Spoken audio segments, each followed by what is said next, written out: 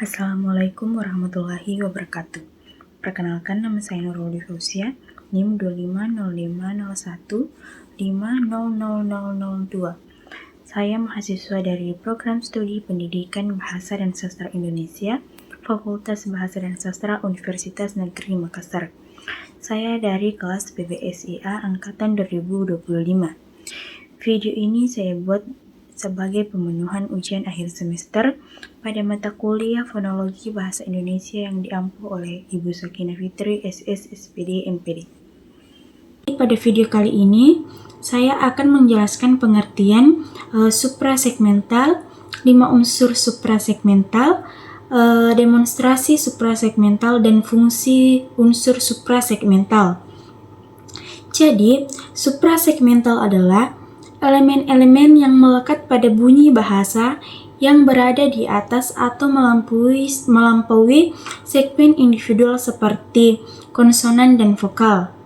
Suprasegmental bermakna sebagai pengatur irama makna dalam ujaran. Jadi, suprasegmental memiliki 5 unsur. Yang pertama yaitu nada, tekanan, durasi, jeda, dan intonasi. Yang pertama yaitu nada. Nada atau pitch dalam fonologi bahasa Indonesia adalah tinggi rendahnya suara yang dihasilkan oleh frekuensi getaran pita suara. Dalam bahasa tertentu, nada dapat membedakan makna. Contoh pertama yaitu kamu sudah makan. Nada naik di akhir menunjukkan pertanyaan. Berbeda dengan kamu sudah makan. Nada datar yang menunjukkan pernyataan. Contoh kedua yaitu kamu sudah datang. Nada di akhir menunjukkan pertanyaan. Berbeda dengan kamu sudah datang. Nada datar itu yang menunjukkan pernyataan.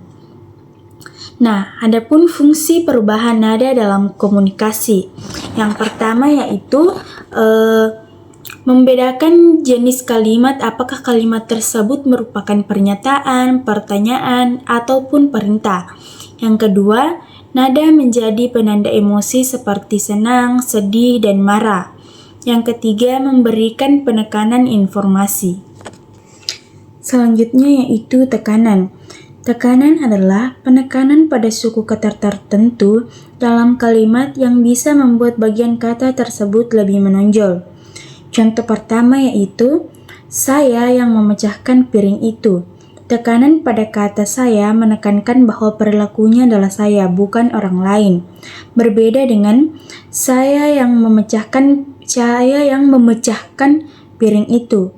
Tekanan pada kata memecahkan menekankan tindakan yang dilakukan. Contoh kedua yaitu kemarin saya sudah memberitahumu. Tekanan pada kemarin menekankan waktu kejadian. Berbeda dengan kemarin saya sudah memberitahumu. Tekanan pada kata saya menekankan bahwa yang memberitahumu adalah saya, bukan orang lain. Contoh ketiga yaitu dia beli buku itu. Tekanan pada kata beli menunjukkan tindakan, bukan objek. Berbeda dengan dia beli buku itu. Tekanan pada buku menekankan bahwa yang dibeli adalah buku. Nah, adapun dampak tekanan terhadap fokus pada makna yaitu tekanan lebih menunjukkan informasi yang lebih penting, mengubah interpretasi makna bahwa kalimat yang sama bisa bermakna berbeda, meningkatkan kejelasan dan menghilangkan ambiguitas. Selanjutnya yang ketiga yaitu durasi. Durasi adalah panjang pendeknya pengucapan suatu bunyi atau suku kata, terutama pada bunyi vokal dalam sebuah ujaran. Contoh kata yang bisa diperpanjang dan diperpendek. Contoh pertama yaitu jika diperpendek, jangan kamu merusaknya. Jika diperpanjang, jangan kamu merusaknya. Contoh kedua yaitu jika diperpanjang, tolong bantu saya angkat meja ini. Jika diperpendek, tolong bantu saya angkat meja ini. Contoh yang ketiga yaitu jika diperpanjang. Aku tidak bisa. Contoh jika diperpendek yaitu aku tidak bisa. Nah, adapun fungsi durasi dalam pragmatik sangat penting untuk komunikasi yang efektif, terutama bagaimana memahami nuansa emosional. Durasi membantu kita dalam menyampaikan tidak hanya apa yang dikatakan, tetapi bagaimana perasaan kita terhadap apa yang kita sampaikan. Selanjutnya yaitu yang keempat, jeda atau pause adalah penghentian sejenak dalam ujaran yang berfungsi sebagai penanda batas antara satuan-satuan linguistik. Jeda juga dapat mengubah makna pada kalimat. Nah, contoh pertama yaitu mari kita makan ibu. Penegasan tersebut mengajak ibu untuk makan, berbeda dengan mari kita makan ibu. Nah, penegasan itu bisa bermakna seperti akan memakan ibu. Makna tersebut berubah karena tidak ada jeda. Contoh kedua yaitu ibu pulang. Penegasan tersebut berarti menyuruh ibu untuk segera pulang. Nah, berbeda dengan ibu pulang, berarti kalimat tersebut berupa pernyataan.